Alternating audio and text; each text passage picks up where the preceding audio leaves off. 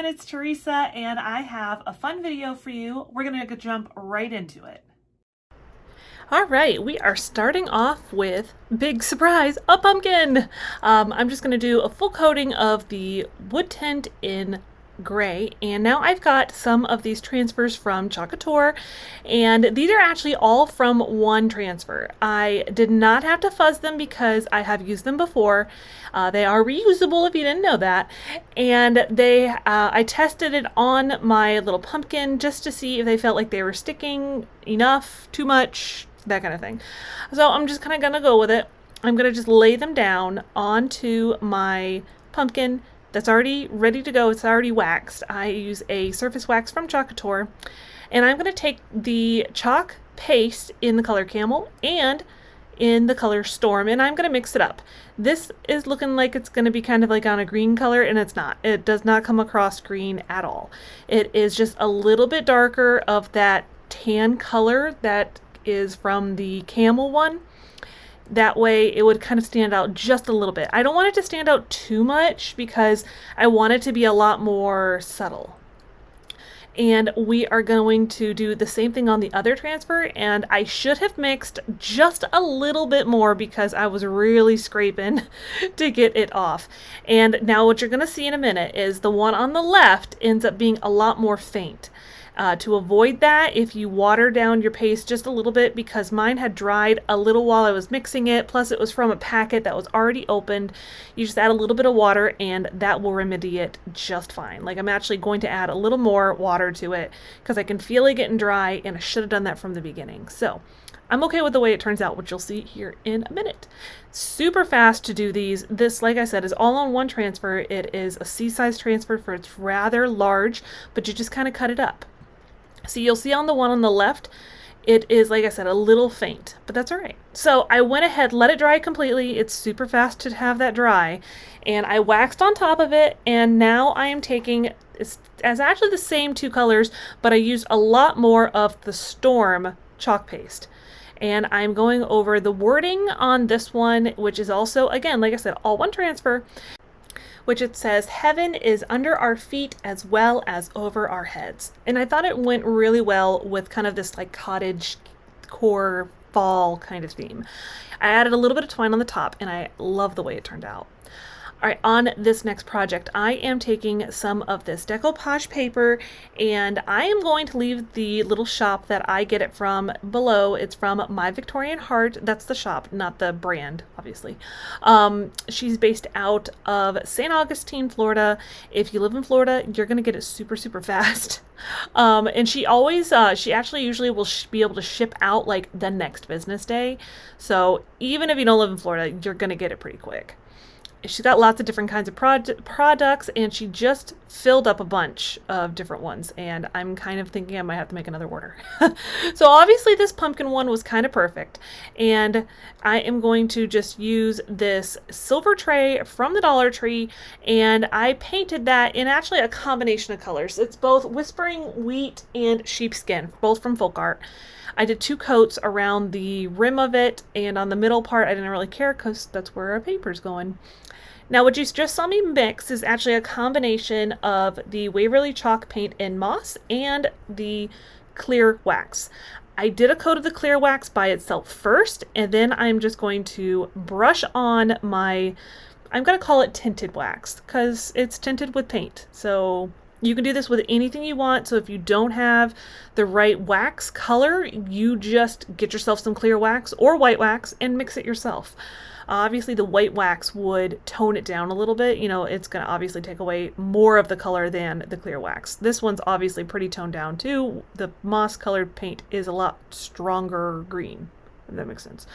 Next, you probably are not surprised if you've been here for a while. I'm going to take some of the Folk Art Antique Wax in antique wax, never mind. It's just antique wax. Now obviously Waverly makes one too, but I found this one first way back during like the pandemic. Nobody had paint products. It was like a shortage across the world. I don't really know, but I'm guessing it because I know I couldn't find it in my Walmart. And I really wanted to bring out a lot of the detailing. You can definitely up close, you can see the green from the, the green wax. You can see the black, the gray. I cannot talk today. You can see the brown and all that. Now I've got my decoupage paper. I've already cut it out because it had a couple of different designs on there, but I'm laying it where I want, and I'm actually taking my fingernail and pressing into it to kind of make like a line. That way I know where to cut without having to mark it up. Another way you can do as well is you can actually, put down your Mod Podge and then take your craft knife and actually go around the perimeter, which I do end up doing just to clean it up because I had a couple of spots that weren't exactly right, where I wanted them. So I think the combination of those two seems to get at least to me, got a pretty good result. You want a pretty thin coat. Now this paper is a little bit thicker than tissue paper would be. I still got a little bit of lines and I'm okay with it. It doesn't bother me.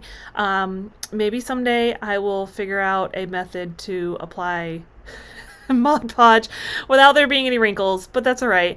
This is all looking very worn and everything, so I'm just fine with that. Now, of course, I'm going in with some more antique wax. I just wanted to take it around the perimeter a little heavier, of that actual paper part that's in the tray, and then I'll go over the whole thing too, just to give it a little age, really to bring out those details of those wrinkles, because I was like, you know what? If they're gonna be there, it may as well look like they're supposed to be there.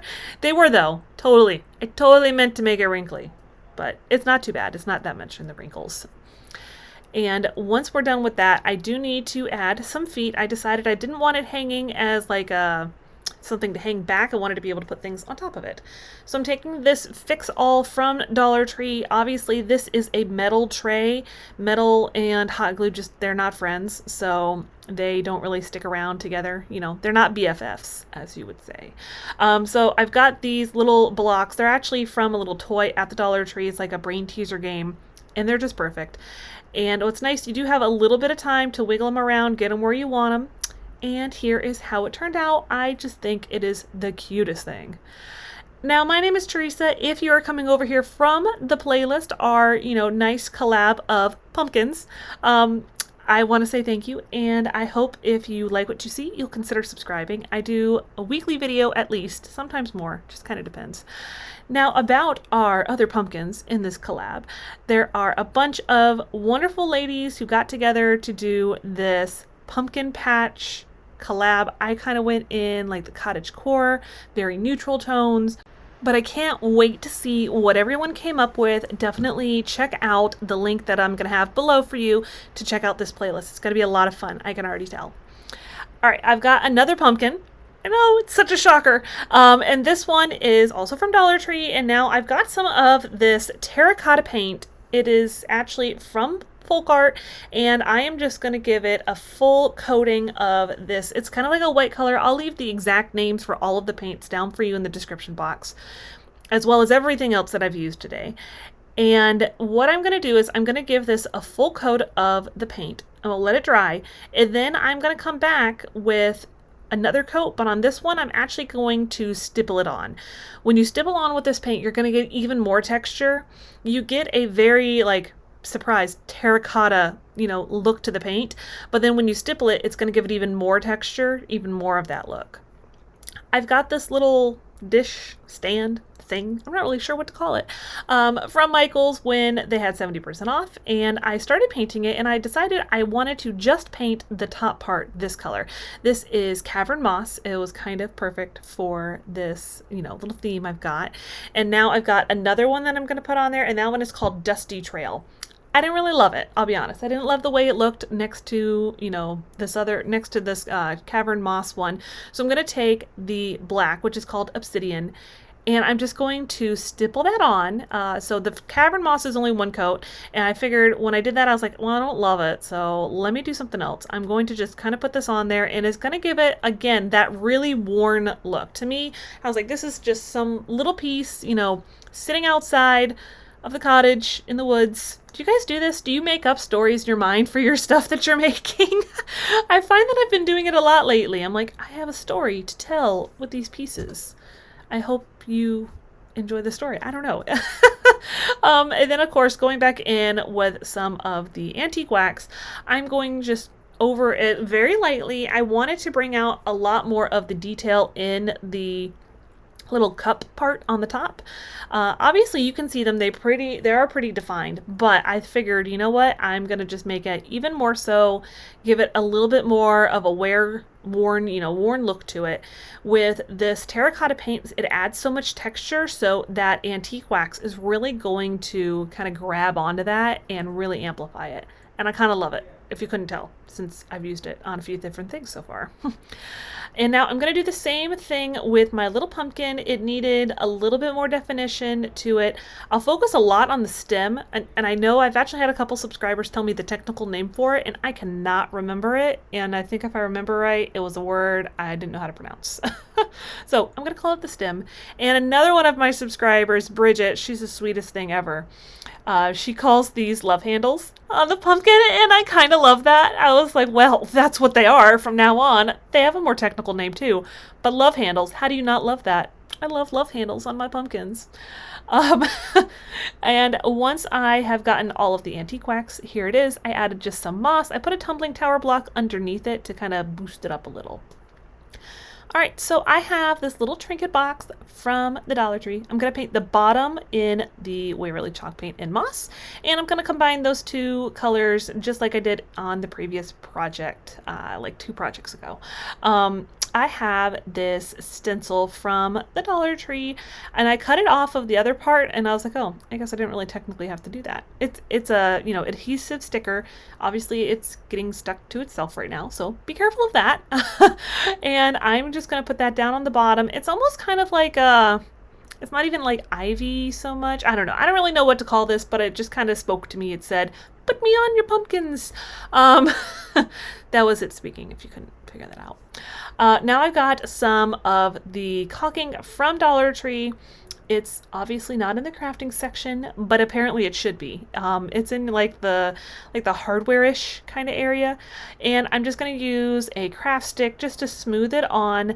Now I will let you know this it gets a little bit difficult to work with, so just kind of smooth it best you can. I think I probably should have dipped my craft stick in like a little bit of water, and that probably would have let me smooth over it a little bit more. Some of the spots messed up a little bit, but I'm okay with it. It kind of turned out a little nice. And what I do end up doing eventually, once I get done with this part, I actually take it off and I tried to clean off some of the, leftover caulking, but I didn't clean off that particularly well. So this first peel, you see, it turned out pretty good. And then I put it on the other part and it didn't turn out as good, but that's all right. So before it's completely dry, I'm going to just go in and pat it down because it has some spots where it's obviously, thicker than other spots, and it's kind of, sticking up in little spots. So I figured this would help me get it a little bit smoother, a little more consistent. I'll go over that, again, same chalk paint, the moss from Waverly, go over it pretty hefty. And originally I was just going to go over the green part, or not the green, the whole thing is green, you know what I mean, the part that I added on with the stencil. And then I was like, well, I better pull it up just a little bit in case there's a little difference in it with the opacity of the paint, if you kind of know what I'm talking about. Hopefully you do, otherwise you're watching the screen and can figure it out. All right, now of course we need to go in with the antique wax, and this is just going to add a lot more definition. It depends on on your overall look that you're going for. You could have just gone in and carefully painted all of that raised area. I thought that would have probably taken me 3.5 years, so I decided not to do that. But of course we're going to use the antique wax to really bring out the detail, and I can't leave the rest of it alone naturally, so I'm just going to go through and add a little light brushing all around as well. I did paint the inside too, which it does need another coat, but I was like, they get the idea. I'm going to do it to the lid as well, just because it seemed like it needed a little something. It couldn't be completely perfect. I've got this teeny tiny little piece of wood. It's actually off of some antique stuff. I have probably, Oh my gosh, I probably have like 100 of these little things or more. But I cut down the bottom side of it, and I'm just going to put it on the lid to be my little stem for my pumpkin. It's obviously an interpretation, but I think you get the idea. So thank you everyone for coming over, checking out my video today. Don't forget to go check out the playlist. I am sure there's going to be so many amazing projects to take a look at. And now, I haven't done this for a little while, but I did have a fail today. I wanted to show you apparently what happens when you try to glue or Mod Podge moss to a pumpkin. It's not so great. So I've got a pumpkin here. It's just one of the foam ones, not the big foam ones, but the smaller foam ones. And I already painted it, you know, did a really hefty coat of the moss, you know, paint. Surprise. And I've got some floral moss from Dollar Tree, and I'm trying to cut it down like, well, if it's smaller pieces, it'll probably work out better. It didn't really matter. And then I thought like, well, maybe I should mix the moss with the Mod Podge. Maybe if I mix the two, it also didn't really matter. So then I'm going to start, you know, dipping down my Mod Podged pumpkin down into the moss. And at first it takes okay. But then as it gets going, you know, it's like, okay, it doesn't want to stick. Maybe I needed more of the Mod Podge. Maybe I should never have attempted this. If I had had the sheets, I think it probably would have turned out better. You know, I've never come across them in my Dollar Tree. And then see here, and then I was like, well, let me get the paintbrush and let me pick up the moss, and I'll pick it up by hand and press it in there. It wasn't working. So I was like, well. Then I was like, well, just douse it with more Mod Podge and see if some amazing effort it ends up working. And it doesn't. It ends up looking like a big mess of moss. So that got scrapped. But thanks again for checking out the video today. And don't forget to subscribe, and I will see you next time.